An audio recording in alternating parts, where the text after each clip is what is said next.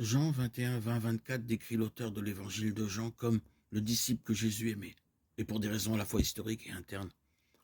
Cela est compris comme l'un des fils de Zébédée. Luc 5, 10.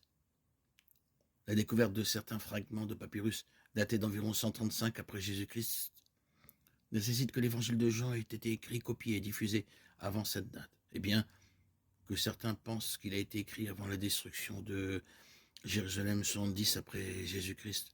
85-90 après Jésus-Christ est une période plus acceptée pour la rédaction de l'évangile de Jean. L'auteur cite le but de l'évangile de Jean comme suit. Or, ces choses ont été écrites afin que vous croyiez que Jésus est le Christ, le Fils de Dieu, et qu'en croyant, vous ayez la vie en son nom. Le but de Jean n'est pas de présenter un récit chronologique de la vie du Christ, mais de montrer sa divinité.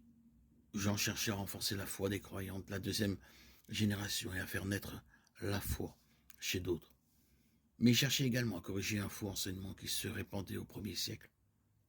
Jean a souligné que Jésus-Christ était le Fils de Dieu et pleinement homme, contrairement à une fausse doctrine qui enseignait que l'Esprit du Christ était venu sur l'homme Jésus lors de son baptême et l'avait quitté lors de la crucifixion.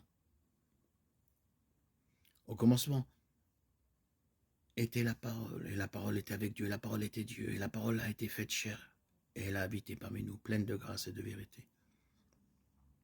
Et nous avons contemplé sa gloire, une gloire comme la gloire du Fils unique venu du Père. Jean 1, 1, 14.